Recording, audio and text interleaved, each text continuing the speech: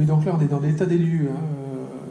Voilà, un petit historique rapide parce que c'est une histoire récente, mais à Bernheim, donc à Bernheim on a, comme vous le savez, essentiellement du papier. Que ce soit un petit peu de support photo, un petit peu de photos, et puis beaucoup de livres, et des périodiques. Donc pour ce qui est de Bernheim, on a, je crois que la première numérisation qui a été faite, c'est celle du Fonds Robin, si je me souviens bien, mais qui a été faite, bon, à une époque où on n'avait peut-être pas encore assez de recul sur les formats, sur la manière de faire, et puis comme je le disais tout à l'heure, le fait de numériser, pouf, ça se retrouve sur un disque dur, mais c'est pas suffisant.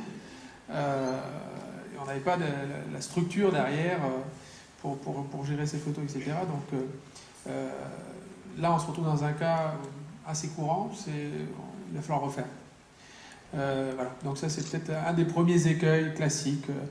Pas faire les choses dans son coin, pas les faire n'importe comment, et peut-être des fois ne pas faire ce qui a déjà été fait ailleurs. Donc ça fait l'objet d'une réflexion sur un projet qui est en cours actuellement, mais que j'évoquerai après. Je vais d'abord parler de l'existant. Donc nous, le projet de numérisation le plus lourd qui existe à Bernheim, c'est celui de numérisation des Nouvelles-Calédoniennes, puisque donc sur les 40 ans d'existence, on arrive là, cette année, ça fait je ne sais plus combien d'années maintenant qu'on a commencé, on était parti sur un budget initial d'une douzaine de millions, qu'on va bien entendu dépasser, mais donc on a fait une petite tranche par an, à raison d'1 million au début, là on est plus à 1,5 million, 1,6 million, 2 années par année, 2 années numérisées donc par année budgétaire.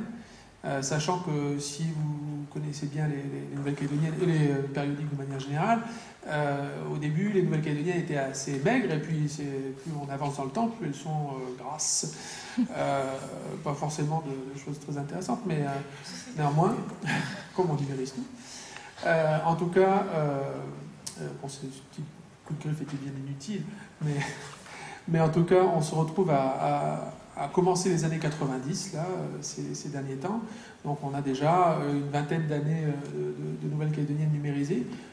Le projet est parti d'un constat simple, c'est que les premières, les premiers exemplaires des Nouvelles-Calédoniennes, donc tout début des années 70, le papier devient cassant, etc. Donc on s'est dit, bon, ça, on ne peut plus communiquer ou difficilement, donc on numérise.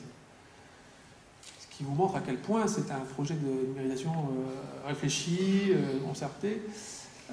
Donc bien sûr on numérise, par ailleurs c'est microfilmé, on sait qu'on peut numériser à partir du microfilmage, etc., avec les limites que ça a. Donc tout ça en ordre dispersé, bien entendu. En tout cas, une chose est sûre, c'est qu'à l'heure actuelle, on a 20 ans de Nouvelle-Calédonienne numérisée, qui vont être OCRisés pour pouvoir, donc la reconnaissance de caractère, pour pouvoir faire des recherches plein texte. Mais à l'heure actuelle, déjà, sur un poste à Bernheim, réservé aux chercheurs, sur demande, on peut consulter cette base numérisée depuis le début et jusqu'aux années 90.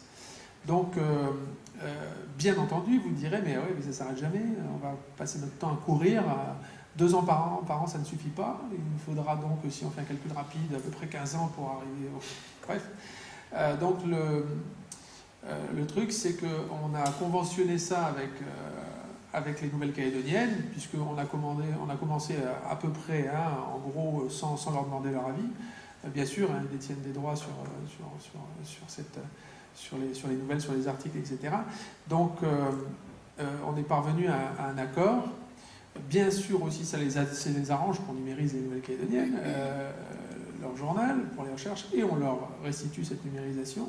En échange, ils nous donneront les versions PDF courantes qu'on puisse archiver. Donc la convention se veut sur une période très longue. Au début, on voulait que ce soit indéterminé. Ça fait un peu peur, bien sûr, à la direction des nouvelles. On est sur 20 ans, je crois, maintenant. Et pour essayer de pérenniser la démarche et de pouvoir archiver du courant, pour ne pas courir éternellement derrière cette collection complète. Donc voilà, ça c'est le plus gros projet de numérisation actuel à Bernheim. Et puis il y a un deuxième projet qui a été lancé pour les monographies, donc les livres, en partenariat, en collaboration étroite avec la DCK ou la médiathèque du Centre culturel Chibot plus exactement, et les archives de Nouvelle-Calédonie. Donc l'idée c'était de prendre un corpus hors droit, parce qu'on s'est dit youpi, on va numériser, on va mettre en ligne. Hein. Mais auparavant, donc on va croiser nos fonds, on va les comparer, on va évaluer ce qui a de l'importance, de l'intérêt à être numérisé, et on va aussi croiser ça avec des bases déjà numérisées, par exemple Gallica à la BNF. On se rend compte que, bien sûr, enfin, pas bien sûr, mais il y a beaucoup de choses qui ont déjà été numérisées dans ces fonds-là à Gallica. Et au fur et à mesure, comme le projet a pris un peu de temps, c'est un petit peu endormi, et là il va être exhumé pour quelque chose de plus gros, de plus global, que plus on attend et plus il y a de choses qui sont numérisées par la BNF. Donc c'est un indicateur intéressant. Pour une fois, le temps joue pour nous, ce qui est rare en matière de conservation. Donc l'idée de cette numérisation, c'est bien entendu, comme toujours pour ce qui est de la numérisation, conservation certes, mais bien sûr aussi l'accès. La logique étant de se dire, on ne va pas continuer à sortir ces livres qui sont conservés à tant de degrés avec une hygrométrie constante, etc., et à les mettre dans des conditions moins favorables, même si on n'est pas encore dans les 30 degrés humides de la salle, mais les mettre en danger, en gros, pour pouvoir communiquer leur contenu. Sans compter, bien sûr, certains livres qui sont tout simplement incommunicables parce que dans un état grave, on va dire. Donc voilà un petit peu l'idée, comme à peu près tout projet de numérisation patrimoniale, parce que là on est bien dans le patrimonial, on parle bien du fonds calédonien et pacifique, et pas du reste. Donc là, on n'a parlé que patrimoine.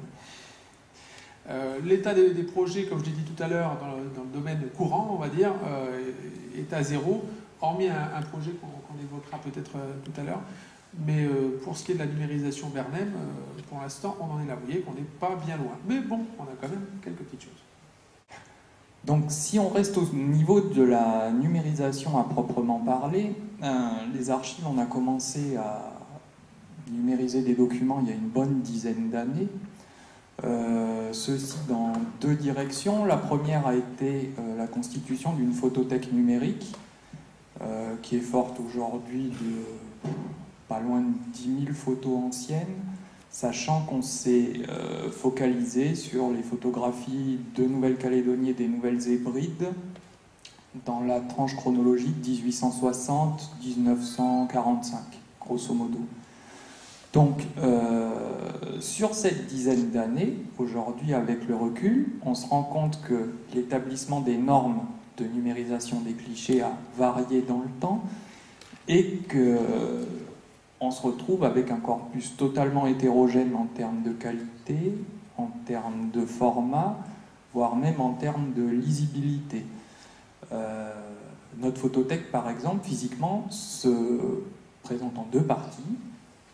Au début des années 2000, tout était développé en HTML, donc comme une page web classique quand vous allez sur Google. Et ensuite, tout a été développé avec Acrobat, donc avec du PDF et des liens. Ce qui fait qu'on a quelque chose dans lequel on peut se retrouver, mais de totalement hétérogène. Par ailleurs, ces photos sont soit des documents que nous conservons aux archives, donc détenons les originaux dont nous avons ou nous n'avons pas les droits, parce que la question des droits sur les images fixes est encore un autre problème. Mais nous avons aussi beaucoup de clichés dont nous n'avons que ces copies numériques, puisque les détenteurs des clichés nous les avaient prêtés pour qu'on enrichisse notre photothèque numérique. Donc vous voyez, il y a une hétérogénéité au niveau des droits, des supports, ce qui fait qu'à l'heure actuelle, la photothèque est disponible sur site et consultable par toute personne qui se présente aux archives, mais n'est pas accessible sur le web pour l'instant. La politique que moi, au niveau de la photothèque, je mène depuis 2008, c'est de résorber tout l'arriéré non communicable en raison de la nature des supports. Manuel, tout à l'heure, vous a parlé des diapos. Il y a les négatifs, il y a des plaques de verre, enfin il y a toute une variété de supports qu'on ne peut pas sortir en salle parce qu'ils sont fragiles, qui sont difficilement manipulables, qui se détériorent très vite.